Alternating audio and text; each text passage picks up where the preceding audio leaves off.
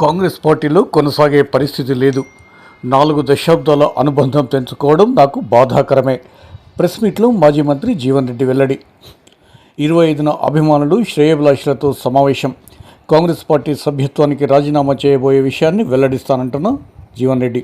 20 మాసాల నుండి జగిత్యాల్లో జరుగుతున్న పరిణామాలు కాంగ్రెస్లో తనను కొనసాగటం ఆలోచించుకునే పరిస్థితిని కల్పించాయని, తన రాజకీయ సమస్యకు పరిష్కారం లేకపోవడంతో కాంగ్రెస్ పార్టీలో కొనసాగటం సాధ్యం కాదన్న అభిప్రాయానికి వచ్చానన్నారు.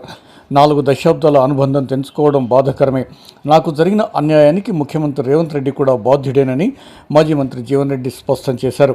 జగిత్యాల జిల్లా కేంద్రంలో మాజీ మంత్రి జీవన్ రెడ్డి తన నివాస గృహంలో ఆదివారం సాయంత్రం 5 గంటల ప్రాంతంలో ఏర్పాటు చేసిన విలేకరుల సమావేశంలో మాట్లాడారు. మంత్రి శ్రీధర్ బాబుతో తనకున్న అనుబంధంతో జగిత్యాలకు రావడం జరిగిందని, ఆయనకు నా రాజకీయ పరిస్థితిని పూర్తిగా వివరించానని వెల్లడించారు. ఆది నుండి ప్రజల పక్షం నిలబడి అధికార పార్టీలో ఉండి కూడా నేను పోరాటం చేశానని వివరించారు. కాంగ్రెస్ పార్టీ ఫిరాయింపుదారులే పార్టీని నడిపిస్తున్నారని, రాజకీయమే గౌరవం కోసమని, ఆ గౌరవం లేకపోవడంతో పార్టీలో కొనసాగటం వల్ల ప్రయోజనం ఏముంటుందని జీవన్ రెడ్డి స్పష్టం చేశారు. ఎక్కడ అమలు లేనటువంటి కార్యక్రమాలు జగిత్యాల అమలు చేయబడుతున్న కార్యక్రమాలు ఉన్నాయి చెప్పంటున్నాయి. సమస్య ఏదైనా కానీ నా ప్రజా జీవితం ఏదైతుందో కొనసాగినంత కాలం నేను ప్రజల పక్షాన్ని నిలబడి కొనసాగదలుచుకునేది. రేపు 20వ తారీఖు రాజీనామా ఎట్లా మీకు తెలియజెప్పి చేయబోతున్నానో అది కూడా మీకు తెలియజెప్పి చేస్తాను. అంటే దశాబ్దాల కాలం ఏదైతుందో నాడు ప్రతిపక్ష పార్టీగా పోరాటం చేసి ఇలా ప్రభుత్వం వచ్చిన ఫలాలు ఏదైతుందో అనుభవించాలని చెప్పిన కార్యకర్తలకు అందరికీ ఉంటుంది. అది అందరం కూడా హక్కుగా భావిస్తామని చెప్పి అంటున్నాను. మా దశాబ్దాల పోరాట ఫలితం ఏదైతుందో వాళ్ళు ఎవడో వచ్చి కాల్ చేసుకోపోతా అని చెప్పానంటే చూస్తే ఎట్లా ఓపిక పట్టగలుగుతారు.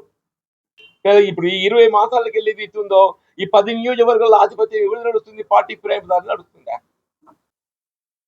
వాళ్ళు దూరం పెట్టండి. అది సాధ్యం కాదు. మీకు ఈ అవమానాలు మానసిక క్షోభ అనుభవించుకుంటూ కొనసాగిన దానికంటే తప్పకుండా అట్లీస్ట్ ఫ్రీ ఆఫ్ మైండ్ అని ఉంటుంది. ఇలా రాజకీయమే బేసిక్గా గౌరవం కొరకు.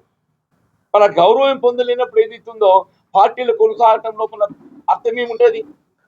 దాన్ని దృష్టిలో పెట్టుకుని ఏది ఇస్తుంది వల్ల శ్రీధర్ బాబు గారు వచ్చారు కాబట్టి ఐ థాట్ నిన్నే మీరందరూ ఏం జరిగింది ఏంటి అని చెప్పారంటే వారు నాపై వ్యక్తిగతంగా అభిమానము, పార్టీ గత 3 దశాబ్దాలకు వెళ్ళిన అనుబంధంతో ఏదైతున్నదో కొంత వారు కూడా సరే కొంత సమయంలో పాటిస్తే బాగుంటుంది అనే ఒక భావనతో రావడం జరిగింది. కానీ పరిస్థితులు వారికి వివరించిన తర్వాత వారు కూడా నాకేం చెప్పలేకపోయింది. నేను నువ్వే నా స్థానంలో ఉంటే ఏం చేస్తావు అని చెప్పాను. మళ్ళీ మీరే నా స్థానంలో ఉంటే మీరు ఏం చేస్తారో అని చెప్పంటారు. కాబట్టి ఏదైతుందో నాకు మరి వాళ్ళు ఇంతకాలం నాకు ఇంతమంది సహచరులు అంటే వాస్తవంగా వీళ్ళ ప్రజా జీవితంలో ఒక నాయకుడు నిలుపుకోవాలని చెప్పి ఒకరితో కాదు. వీళ్ళ సుదీర్ఘ ప్రజా జీవితం 4 దశాబ్దాలు ఏదైతుందో జగిత్యాల నియోజకవర్గం కాంగ్రెస్ పార్టీ ఐక్యంగా నిలబెట్టుకోగలిగామని చెప్పారంటే నాకు ఇంతమంది రాజకీయ సహచరులు, కాంగ్రెస్ పార్టీ నాయకత్వం కానీ, కార్యకర్తలు కానీ, అభిమానులు, శ్రేయోభిలాషులు అందరూ కూడా నా పట్ల గౌరవంతో నాకు అండగా నిలవడంతో ఏదైతుందో వీళ్ళు నీ స్థాయికి ఎదగలిగిందని చెప్పండి. It's not simple thing. వీళ్ళు ఆనాడు ప్రతిపక్షంలో ఉన్నాడు కూడా ఏదైతుందో స్థానిక సంస్థలు అన్ని కూడా గెలిచినటువంటి ఏకైక నియోజకవర్గం ప్రాంతం జగిత్యాల. ఇది కేవలం తెలంగాణ రాష్ట్రానికే పరిమితమైన విషయం కాదు. దీని ప్రభావం ఏదైతే జాతీయ స్థాయిలో రాహుల్ గాంధీ మీద పడుతుంది. దీని ప్రభావం జాతీయ స్థాయిలో రాహుల్ గాంధీ గారి మీద పడుతుంది.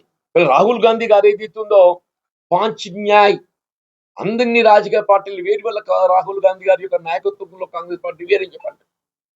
దాన్ని విస్మరించి మరి దీన్ని వీళ్ళేంటి రాష్ట్ర నాయకత్వం ముఖ్యమంత్రి గారు అధిష్టానం మీద నెట్టేస్తుంది. మరి అధిష్టానం ఈజ్ ఆల్సో వన్. నేను న్యాయం జరగడం నాకు అసలు అన్యాయం జరగడానికి ఆయన పాత్ర ఉందిగా, బాధ్యత లేదని ఎట్లంటే న్యాయం జరగడం కాదు నాకు అన్యాయం జరగడంలో కూడా ఆయన పాత్ర ఉంది కదా అంటున్నా. లేదంటారా? ఏదో పొలిటికల్ చేయాలని చెప్పి అనుకున్నట్టయితే నేను కూటమి కట్టి అధిష్టాన్ని వ్యతిరేకంగా రెచ్చగొట్టి ఏదో చేసే ప్రయత్నం చేసుకోవాలి. నాకు అటువంటి ఆలోచన లేదు. ఇలా నా సఫికేషన్ ఏదైతుందో అనే విధంగా మాట్లాడిస్తుంది. నాలో ఉండే సఫికేషన్ అనే విధంగా మాట్లాడిస్తుంది. నాలో ఉండే సఫికేషన్ విధంగా నిర్ణయం తీసుకునే పరిస్థితికి మరి దారి తీస్తుంది. ఈ వార్తలు మీకు అందిస్తున్నది తెలంగాణ రిపోర్టర్ న్యూస్ ఛానల్.